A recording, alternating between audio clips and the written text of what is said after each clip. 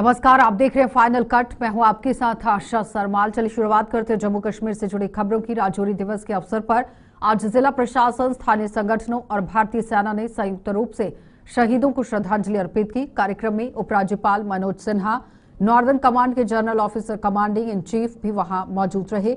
उपराज्यपाल मनोज सिन्हा और सैन्य अधिकारियों ने बलिदान भवन में शहीदों को श्रद्धांजलि अर्पित की और इसके बाद सेना द्वारा आयोजित एक विशेष रंगारंग कार्यक्रम में शहीदों की वीरता को याद किया जाएगा।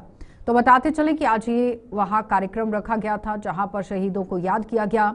आपको ये भी बताते चले कि नवंबर 1947 से अप्रैल 1948 तक अल्पसंख्यक समुदाय के 20,000 से ज्यादा लोगों ने मातृभूमि की रक्षा करते हुए अपने प्राणों की आहुति दी थी। आखिरकार 13 अप्रैल 1948 को भारतीय सेना ने राजौरी को मुक्त कराया और लोगों को नरसंहार से मुक्ति मिली।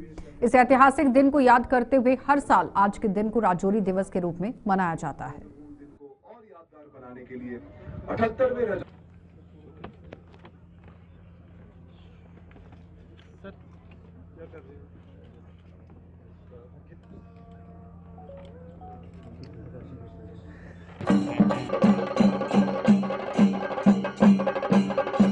पैकिंग का बेहतरीन नमूना पेश करेंगे। तूफान पर सवार नायक सत्यवीर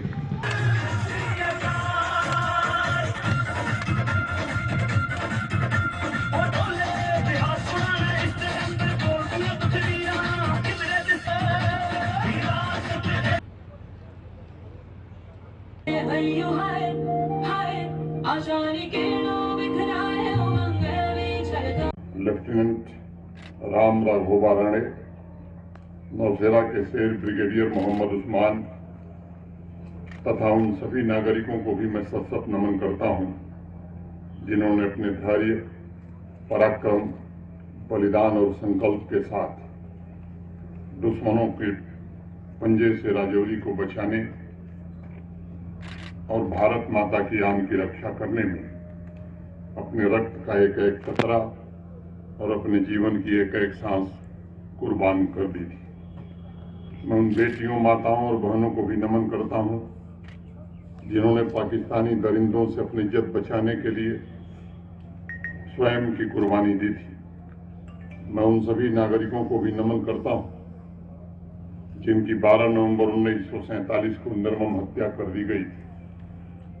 आज का यह दिन जहां एक तरफ राजौरी की मुक्ति की याद दिलाता है, वहीं दूसरी तरफ हर भारतवासी के वीर योद्धा को याद करते हुए जिसने अपने खून से 13 अप्रैल को इस शहर का राज तिलक किया था। इसी दिन बैसाखी का भी पर्व पूरे देश में उल्लास के साथ राजौरी आतताइयों से मुक्त हुआ था और हम आज विजय दिवस मनाते हैं।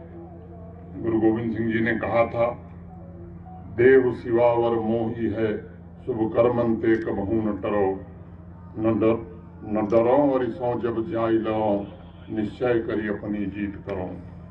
अब सिखों अपने ही मन को यह लालच हो, गुणतो उचरो, जब आव किया उदिंदान बने, अतही रण में तब जूझ मरो।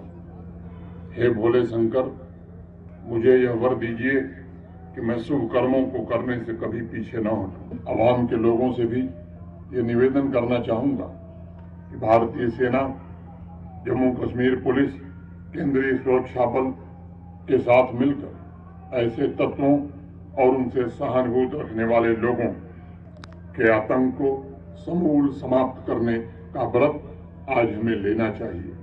आवाम की समस्त शक्तियों का एकत्रीकरण ही आतंकवाद और दुश्मन के खतरे को पूरी तरह समाप्त करके शांति और विकास का मार्ग प्रशस्त करने में कामयाब होगा। एक बात मैं जरूर कहना चाहूंगा कि विकास तभी होगा जब शांति स्थापित होगी। कुछ तत्व ये निरंतर कोशिश में लगे रहते हैं। मैं आपसे फिर से कहना चाहूंगा, शांति स्थापित करने में हमारे बहादुर जवान, सेना, पुलिस, सीएपीएफ के लोग तो लगे ही हैं। आवाम का भी ये नैतिक दायित्व है, प्राथमिक कर्तव्य है। शांति स्थापित होगी तो विकास भी होगा।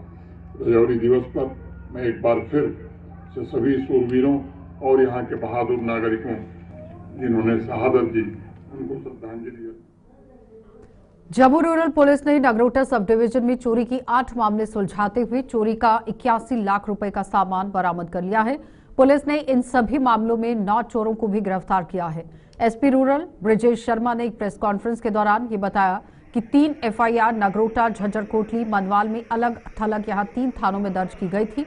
मोबाइल टावर रेडियो यूनिट की चोरी हुई थी, जिसके बाद एफआईआर दर्ज करके यहां जांच शुरू की गई और जांच में 4 लोगों को हिरासत में लिया गया, जिन्होंने पूछताछ में अपना जुर्म कबूल कर लिया। उन्होंने कहा कि इनसे 60 लाख रुपए की लागत से रेडियो यूनिट बरामद किए गए हैं। वहीं ब्रिजेश शर्मा ने यह भी बताया कि इसके अलावा चोरी के 3 और मामले भी सुलझाए गए हैं और लगभग 11 लाख के गहने भी बरामद किए गए। सबसे पहले मैं आपको बताता चलूं कि 3 एफआईआर जो हमारे एक पुलिस स्टेशन नगरोटा, एक पुलिस स्टेशन झज्जर कोटली और एक मनवाल, जो कि झज्जर कोटली पुलिस स्टेशन में के अंदर हमारी क्राइम चौकी आती है, तो वहां पे 3 एफआईआर जो है रजिस्टर हुए। वो मोबाइल टावर पे एक रेडियो यूनिट्स होते हैं। तो जब हम वो एफआईआर लगा तो उसके बाद हमारी investigation Jhajjar Kotli police station में स्टार्ट हुई। मनवाल चौकी अफसर जो हमारे अमित रोशन जी हैं, तो उन्होंने कुछ ह्यूमन इंटेलिजेंस और कुछ टेक्निकल एनालिसिस के बेस पे 4 अक्यूज को जो है हमने एप्रीहेंड किया है। और उनके नाम मैं आपको बताता चलूं, बसंत कुमार है, ये नगरोटा के रहने वाले हैं, रंजीत और देवीचंद डिस्ट्रिक्ट रियासी के हैं, और एक जतिंदर है, ये मुजफ्फराबाद यूपी के रहने वाले हैं। ये चारों को हमने जो है एप्रीहेंड किया और इनके डिस्क्लोजर पे हमने 23 रेडियो यूनिट्स जो है वो रिकवर किए हैं। तो ये हमारे जो 3 FIR police station Nagrota, Jhajjar Kotli और मनवाल में लगे थे, तीनों की रिकवरी इसमें हो गई। और मैं आपकी जानकारी के बताता चलूं कि ये जो रेडियो यूनिट्स हैं, एक रेडियो यूनिट्स की कास्ट जो है कम से कम 2.5 लाख तक है, और 23 जो रेडियो यूनिट्स हमने रिकवर किए हैं, इन सब की मालियत जो है वो 60 लाख के करीब है। तो ये जो चारों चोर हमने पकड़े हैं, ये पहले टावर कंपनियों में काम करते थे और इनमें से एक टेक्नीशियन भी है।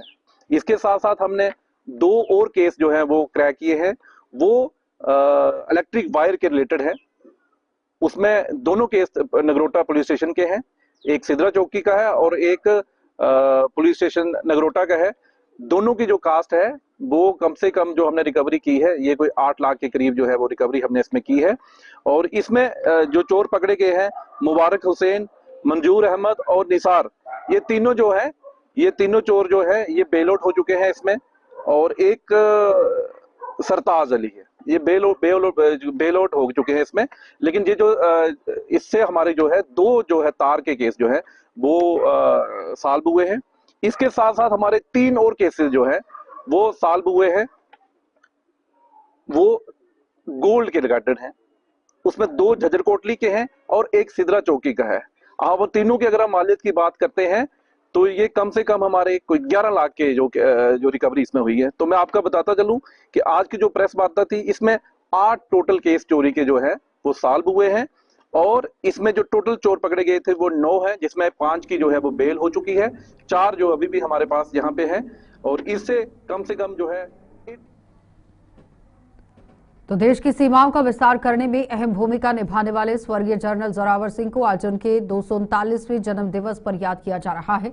और जम्मू में हर साल की तरह आज भी जनरल जोरावर सिंह चौक में उनकी प्रतिमा स्थल पर एक कार्यक्रम का आयोजन किया गया, जिसमें सेना के अधिकारियों के अलावा पूर्व सैनिकों और आम लोगों ने भी उन्हें अपने श्रद्धा सुमन अर्पित कर उनके योगदान को याद किया। सिपाही से जनरल बनने की ये थी उनकी काबिलियत, ये थी उनकी जो ब्रेवरी थी। वो एक बहुत ही बड़े अच्छे लीडर थे और बहुत ही अच्छे एक स्ट्रेटेजिशियन और एक मैं कहूँगा लॉजिस्टिशियन भी थे। लीडर इस प्रकार से थे कि आप देख लीजिए ना, इतनी कठिनाइयों के बावजूद भी उनकी फौज उनको जहाँ वो बोलते थे मरने मारने के लिए तैयार हो जाती थी। ये वो चीज़ है उनके उसमें। और उन्होंने हर जगह में किले किले किले बनाए ताकि उनको वो स्टॉक कर सकें। तो ऐसे जनरल को हम सभी लोगों को श्रद्धांजलि देनी चाहिए और वो बड़े जोश होशों के साथ में हमने उनको मिल के अपने डोगरा जनरल का जो कोटि कोटि नमन करना चाहिए। उस टाइम पर कुछ नहीं था, अपनी देसी पट्टू वगैरह लगाने के साथ में ही वो लोकल शूज़ वगैरह और लोकल रिसोर्सेज पर और वहाँ लद्दाख में रह कर सत्तू वगैरह खाने के साथ साथ उन्होंने इतनी फ़ौज को किया। उससे जो सबसे पता लगता है कि उनमें लड़ाई की इतनी क्षमता थी, सोच विचार इतना था, एडमिनिस्ट्रेशन था। उस पहाड़ियों पर आज भी जो है वो जवान को कई प्रॉब्लमें करती हैं, लेकिन वो डोगरा वॉरियर को लेकर वहाँ तक गए।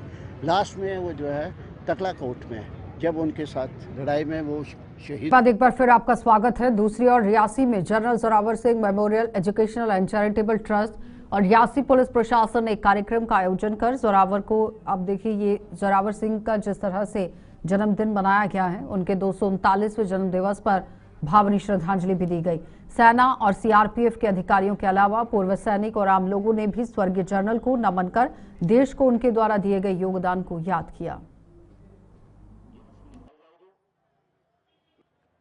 देखिए, ये मैं बिल्कुल कहूँगी क्योंकि मुझे भी ऐसा लगता है कि जनरल जोरावर सिंह जी का नाम सिर्फ असेंबली में लिया जाता है। असेंबली में बड़े बड़े नेता जो हैं वो इनका नाम लेते हैं और कि हमारे डोगरा का इतिहास बनाया, डोगराओं ने जीती हैं जंगें, कमसाना करने, बड़ी बड़ी बातें जो है वो हमारे नेतागण भी करते हैं, वो भी असेंबली में। जैसे ही वो असेंबली से बाहर निकलते हैं तो हमारे योद्धा वॉरियर्स कौन हैं वो उन्हें याद नहीं रहता। अगर आप बात करें 2017 से पहले जनरल जोरावर सिंह जी को बहू प्लाजा में घोड़े वाला चौक कहा जाता था। अगर मैं रियासी की बात करूं, रियासी में भी कोई मैटाडोर से उतरकर जनरल जोरावर सिंह जी के स्टैचू के बाहर से जाता था, लेकिन उन्हें पता नहीं था स्टैचू पे कौन है। 2017 के बाद जब हमने ये ट्रस्ट रजिस्टर करवाया, मुझे लगता है आज लोग जो है वो जनरल जोरावर सिंह जी को जानने लगे हैं। जाट समुदाय ने आज बैसाखी के पर्व पर जाट एकता दिवस धूमधाम के साथ मनाया है। आरएसपुरा में जम्मू कश्मीर जाट सभा ने एक कार्यक्रम का आयोजन कर जहां समुदाय से संबंधित कुछ अहम मुद्दों पर चर्चा करने के साथ साथ इनके हल के लिए रोड मैप तैयार किया, तो वहीं नाच गाकर बैसाखी के पर्व की खुशियां आपस में बांटी। सभा के प्रधान मनजीत सिंह, विधायक विक्रम रंधावा, पूर्व मंत्री सुखनंदन चौधरी और उनके साथ जाट समुदाय के अन्य गणमान्य लोग भी इस मौके पर वहां मौजूद थे।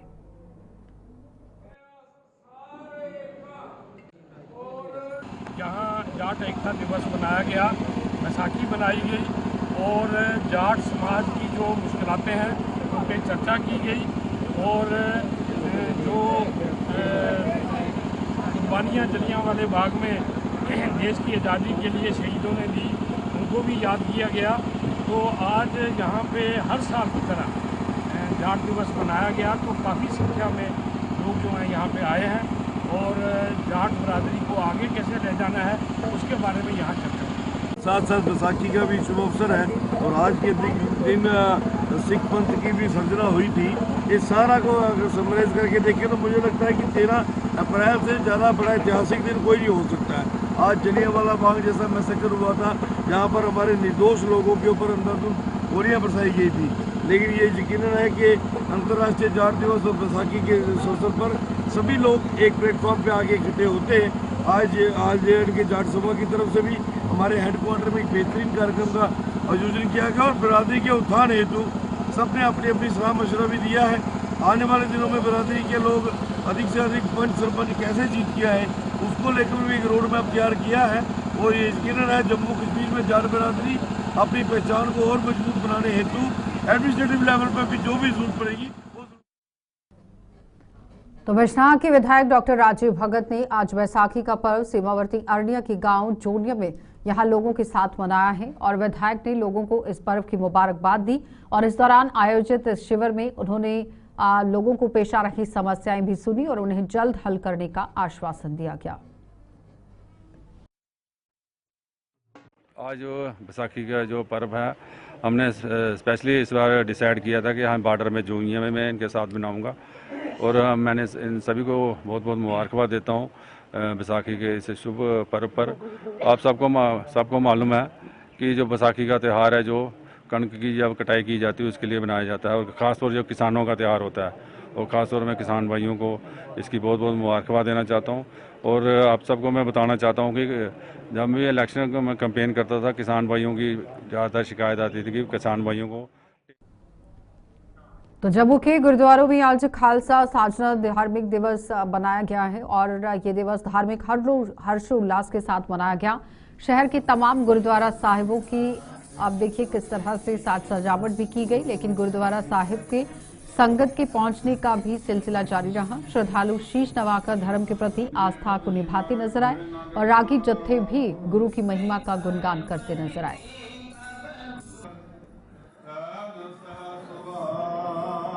आप जी दे गुलिस्तान चैनल ਦੇ ਮਾਧਿਅਮ आप जी जैसा जानते हो पूरे ਭਾਰਤ ਵਰਸ਼ ਦੇ ਵਿੱਚ पूरे संसार पूरे वर्ल्ड ਦੇ ਵਿੱਚ ਜਿਹੜਾ ਅੱਜ ਹੈ ਵਿਸਾਖੀ ਦਾ ਪਰਵ ਜਿਹਨੂੰ ਅਸੀਂ ਖਾਲਸਾ ਸਾਜਨਾ ਦਿਵਸ ਵੀ ਕਿਹਾ ਜਾਂਦਾ ਹੈ।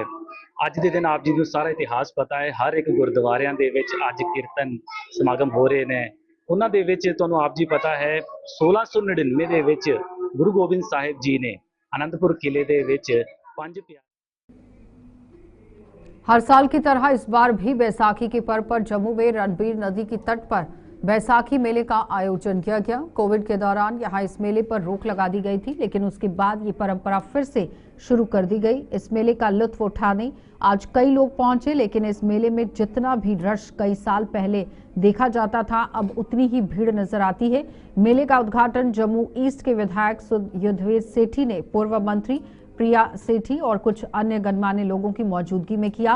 मेले में लगे हुए तरह तरह के स्टॉल्स लोगों के आकर्षण का केंद्र बन रहे हैं और बच्चों ने भी वहां खूब मौज मस्ती की है।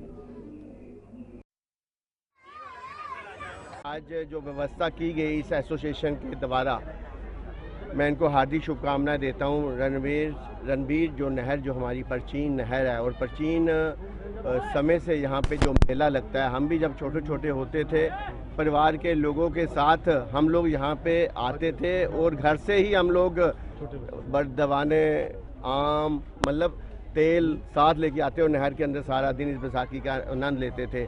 इस बार दोबारा मैं इस एसोसिएशन को अपनी तरफ से हार्दिक शुभकामनाएं देता हूं कि जिन्होंने इस त्योहार को आगे ले जाने का जो प्रयत्न किया कोविड के दौरान 1-2 साल ना होने के बाद इस बार इसकी शुरुआत की गई है। अपने जम्मू के वासियों से अनुरोध करता हूं कि ऐसे त्योहारों में आगे बढ़ चढ़ कर हिस्सा ले। सर ये डोगरा कल्चर है और इसमें जो बैसाखी का पर्व यहाँ पर नहर पर मनाया जाता है, ये बहुत अच्छा है ताकि सभी को ना इकट्ठे होने का मौका मिलता है। बैसाखी का पर्व जिला सांबा में भी धार्मिक हर्षोल्लास के साथ मनाया गया। बैसाखी के अवसर पर हर साल की तरह इस बार भी नमदर इलाके में देवक नदी के तट पर बैसाखी मेले का आयोजन किया गया, जहां राधा कृष्णन की प्राचीन मंदिर में लोगों ने पूजा अर्चना कर मन्नतें मांगी और मेले का भी लुत्फ उठाया गया। बताते चले कि भारत और पाकिस्तान के बंटवारे से पहले हिंदू और मुस्लिम इसी जगह पर बैसाखी का पर्व मिलजुल कर मनाते थे। 15-20 साल मेला जो बैसाखी मेला शुरू होएगा और सब लोग जो इस मेले की दिखने वास्ते हर जाति का कोई इतने भेदभाव नहीं है। सब लोग जो प्राचीन तीर्थ स्थान आते हैं और मेला जरा दिखते हैं। और ये भगवान राधा कृष्ण जी की मूर्तियां बड़िया पुरानिया प्राचीन मूर्तियां और मंदिर भी जोड़ा महाराजा रणवीर सिंह के टाइम का बने है।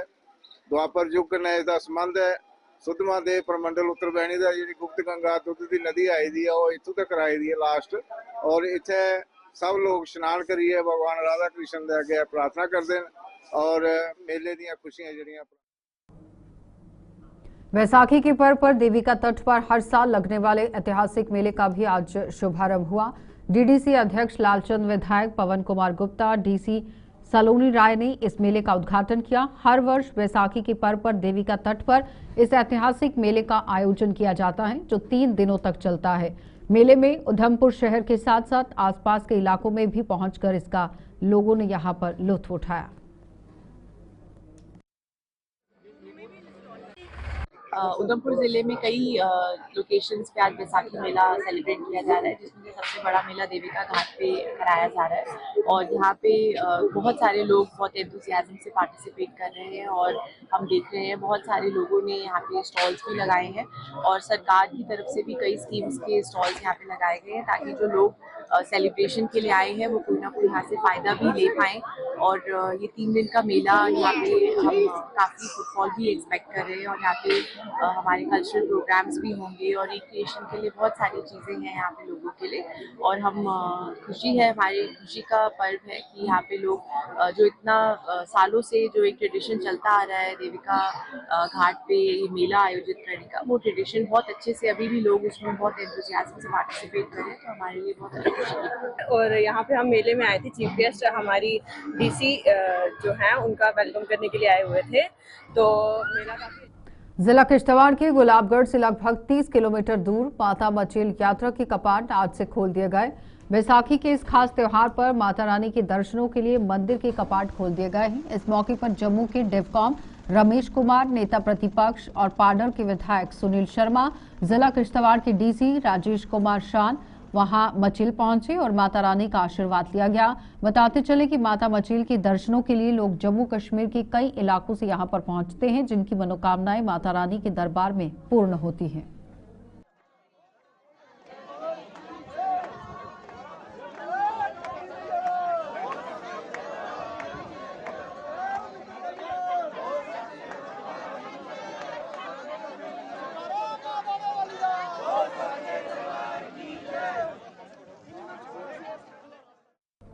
चलिए, फाइनल कट में इतना ही। इजाजत दीजिए, नमस्कार।